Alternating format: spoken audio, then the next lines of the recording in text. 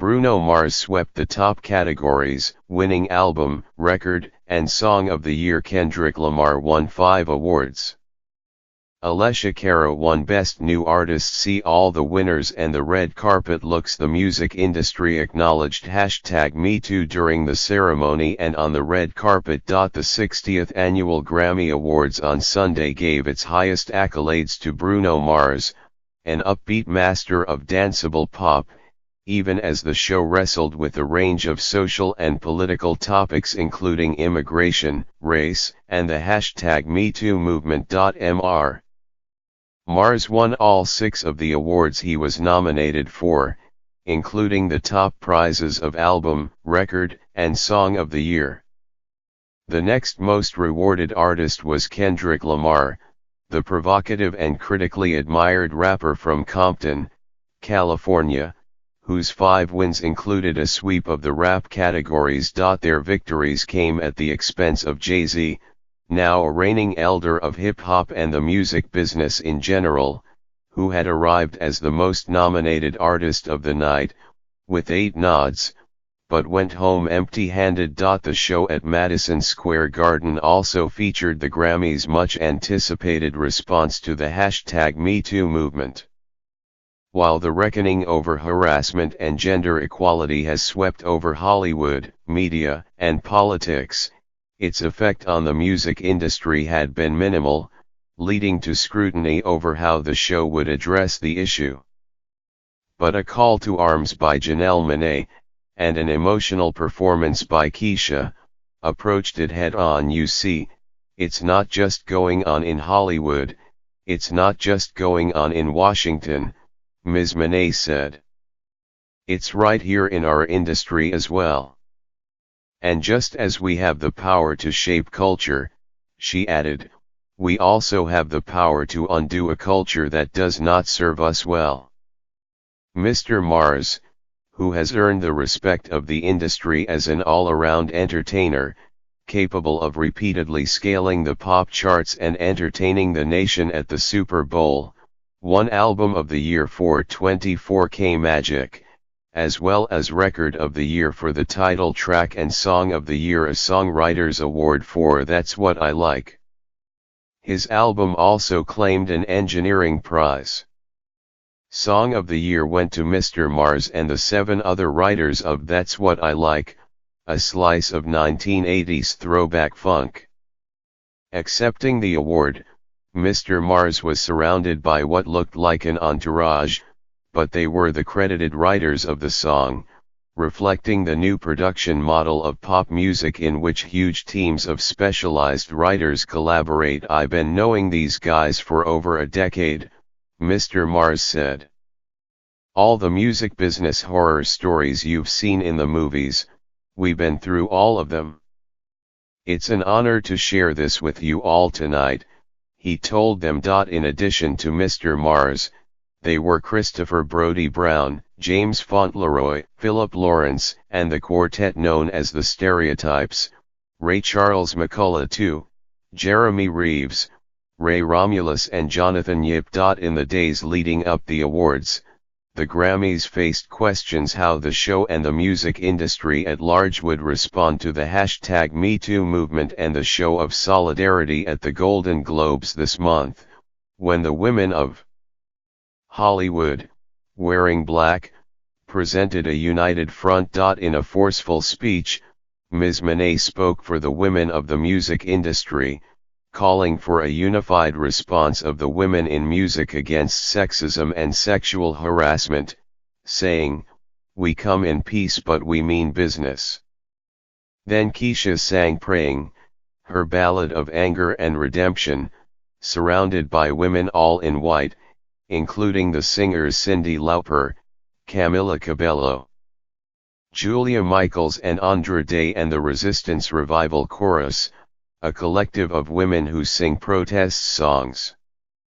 Keisha became pop symbol of the fight against sexual assault when, in a 2014 lawsuit, she accused her producer, Dr. Luke, of inflicting years of abuse. Dr. Luke, whose real name is Lucas Gottwald, in turn accused Keisha of fabricating the story in an attempt to escape her recording contracts. Her voice breaking, Keisha sang, "You brought the flames and you put me through hell, and when I'm finished, they won't even know your name." As she finished, she held back tears and the choir gathered around her in a group embrace. Immediately afterward, Ms. Cabello, a young Cuban Amerindian singer who had been part of Keisha's performance, introduced a segment highlighting immigration, with the cameras turning to a view of the Statue of Liberty and Emma Lazarus's poem "The New Colossus," "Give me your tired, your poor / your huddled masses yearning to breathe free." Then U2 performed its song "Get Out of Your Own Way" on a barge in New York Harbor. The performance had been taped 2 nights before. Never miss a pop music story. Sign up for our weekly newsletter, Louder. The 60th Annual Grammy Awards opened with a striking conceptual performance by Kendrick Lamar and by Bono and The Edge of U2, with Dave Chappelle serving as a one-man Greek chorus. It walked a fine line between confrontational political commentary and grounding comedy. Mr. Lamar began surrounded by phalanxes of soldiers in camouflage fatigues as he began his song XXX with images of the American flag waving behind him on digital screens. After the words "This is a satire" by Kendrick Lamar flashed behind him, and a brief appearance by Bono and The Edge, the camera cut to Mr. Chappelle, who said, "The only thing more frightening than watching a black man be honest in America is being an honest black man in America." The show then alternated again between Mr. Lamar and Mr. Chappelle, before ending with Mr. Lamar standing among men in red hoodies who were gunned down one by one. Lady Gaga then took the stage to sing her ballads "Joanne" and "Million Reasons" at a white piano draped with the wings of a bird or an angel. "Time's up," she said. Mr. Lamar next won the first prize of the night, for Best Rap/Sung Performance, for Loyalty, featuring Rihanna, who told him, "Congrats. You deserve this, man." Accepting the award for Best Rap Album for Damn, Mr. Lamar delivered a paean to hip-hop itself, which, he said, had showed me the true definition of what an artist was. "From the jump I thought it was about the accolades, and the cars and the clothes," Mr. Lamar said. "But it's really about expressing yourself, putting that paint on the canvas for the world to evolve for the next listener, the next generation after that." Then he paid tribute to his artistic heroes, including Jay-Z, Nas, and Puff Daddy, and added, "As the ultimate obeisance, Jay for president." There were other notable performances. Dressed in a glowing white suit, Childish Gambino, the musical persona of Donald Glover, who has won Golden Globes and Emmys as an actor, performed Terrified as a slithery erotic fantasy fully of falsetto and a gentle funk groove. Luis Fonsi and Daddy Yankee played their monster Latin pop hit Despacito, surrounded by grinding couples, the women in ultra-short shorts or nude-colored showgirl get UPS. Rihanna sang Wild Thoughts with Bryson Tiller and DJ Khaled, fully in character as a big-voiced hype man. Elton John played his Tiny Dancer with Miley Cyrus. And Sting, strangely ubiquitous in the show, played his 1987 song Englishman in New York as a police-style smooth groove. Alessia Cara, a 21-year-old Canadian pop singer who has songs of empowerment like Scars to You're Beautiful, took home one of the ceremony's Big Four awards. After the microphone was lowered reach her, Ms. Cara said, "Holy cow, I'm shaking. I've been pretend winning Grammys since I was a kid, like in my shower." All but 9 of the 84 awards were given out at a non-televised ceremony in the afternoon. During the pre-show ceremony, Mr. Lamar won Best Rap Performance, Best Rap Song and Best Music Video, all for Humble. Mr. Mars won Best R&B Performance and R&B Song for That's What I Like, and Best R&B Album for 24K Magic. Despite 21 past wins, Jay-Z has never taken home a Grammy in the top categories, and that did not change at Sunday's ceremony.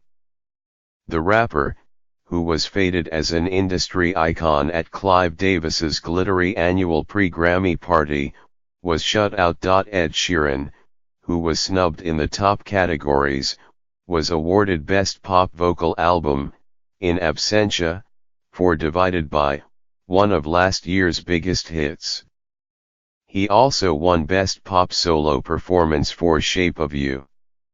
Childish Gambino won Best Traditional R&B Performance for his song Redbone, a 1970s funk throwback that was a surprise hit at radio last year. The country singer-songwriter Chris Stapleton won 2 awards in the pre-show ceremony, Best Country Solo Performance for Either Way, and Best Country Song for Broken Halos, which Mr. Stapleton wrote with Mike Henderson. Jason Isbell also won 2, Best Americana Album, for The Nashville Sound, and Best American Roots Song, for If We Were Vampires. Carrie Fisher won a posthumous Grammy, her first in the Best Spoken Word Album category, for The Princess Diarist. After Mr. Stapleton won Best Country Album for From a Room, Volume 1, the country singers Eric Church, Maren Morris, and the brothers Osborne offered a tribute to the victims of violence at music events. Ms. Morris began the introduction drawing a connection between the bombing in Manchester, England, last May and the shooting at a country music festival in Las Vegas in October. All country music was reminded in the most tragic way, Mr. Church said. The connection we share with our fans and the healing power of music will always provide. As they played a quiet and stripped-down version of Eric Clapton's Tears in Heaven, the names of individual victims were displayed on glowing panels behind them, as if electronic votive candles. The Grammys, like most awards shows, have been wrestling for years with issues of diversity, ethnic, gender and, in the Grammys case, musical. Not so long ago, the show drew eye rolls for over-rewarding elder heroes at the expense of pop's younger, more vital mainstream. Think Ray Charles beating Green Day and Kanye West in 2005, or Herbie Hancock defeating Amy Winehouse and, ahem, Mr. West in 2008. The Grammys have generally gotten much better at recognizing the pulse of contemporary music. A diverse crop of nominees this year made it likely that the winners of the 4 most prestigious categories, Album, Record, and Song of the Year, and Best New Artist, would not be white men. At the same time, gender remained very much still an issue. Lorde was the only woman up for Album of the Year. She did not perform at the ceremony. Julia Michaels and Ms. Cara have credits in the Song of the Year category, which recognizes songwriters. Otherwise, the top nominees were predominantly male. As a new report indicated, gender diversity at the Grammys and in the music industry at large has been abysmal. As the Grammys approached, it became clear that aside from the performance by Keisha, the industry had no organized response to the #MeToo movement planned along the lines of the Time's Up campaign that was front and center at the recent Golden Globes. That changed just days ago, when a small group of mid-level female music executives called for artists to wear a white rose to the show, as a sign of hope, peace, sympathy and resistance. By Thursday, a handful of stars including Lady Gaga and Kelly Clarkson had pledged their support. On Sunday, the group circulated a list of music industry professionals and artists who had signed on to the effort, adding Pink, Dua Lipa and Lil Uzi Vert, among others. At the pre-show ceremony, several artists wore white roses, although their comments about it were muted. Reba McEntire, the country star, was asked about the white rose on her dress after she won Best Roots Gospel Album for Sing It Now, Songs of Faith and Hope. "My message is, I want to treat you like I want to be treated," Ms. McEntire said. "It's the golden rule. I think if we did that more often, a lot of these problems would be non-existent. Let's just treat people kindly." Lisa Loeb, who won Best Children's Album, said, "Only half in jest, I know some people are saying the music industry took a little while to catch up with some of the other industries. But we haven't had as many awards ceremonies." Hours before the show began, it already had a Trump controversy. On Saturday night, CNN aired an interview with Jay-Z as part of the inaugural episode of The Van Jones Show, in which Jay-Z commented on the president's reported denigration of Haiti and African countries. "It is disappointing and it's hurtful," Jay-Z said. "Because it's looking down at a whole population of people and it's so misinformed because these places have beautiful people and beautiful everything.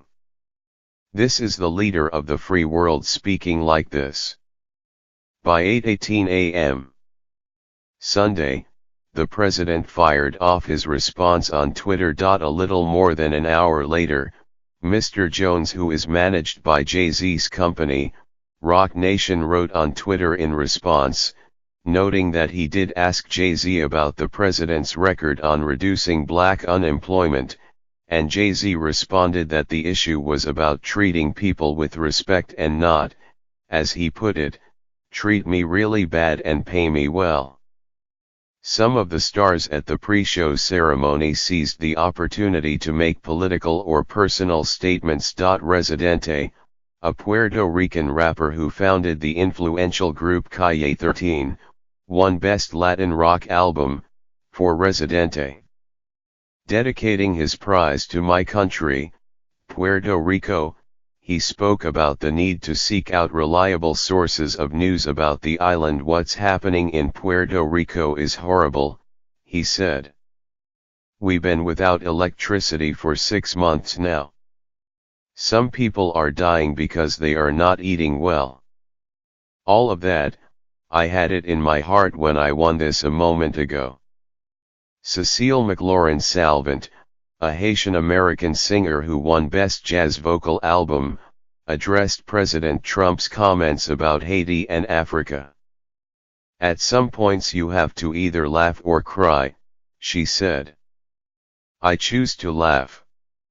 The political material was also played for laughs. In one segment, Mr. Corden had celebrities audition for the job of reading the audiobook of Michael Wolff's Fire and Fury, the much-talked-about look inside the Trump White House. John Legend, Cher, Snoop Dogg, and Cardi B, a Bronx-born former stripper who has instantly become one of the music industry's most beloved figures, all incredulously read excerpts aloud. The winning reader turned out to be Hillary Clinton. The bit drew laughs throughout the arena, but not everyone was pleased. "I have always loved the Grammys, but to have artists read the Fire and Fury book killed it," Nikki Haley, the United States ambassador to the United Nations, wrote on Twitter. "Don't ruin great music with trash. Some of us love music without the politics thrown in it."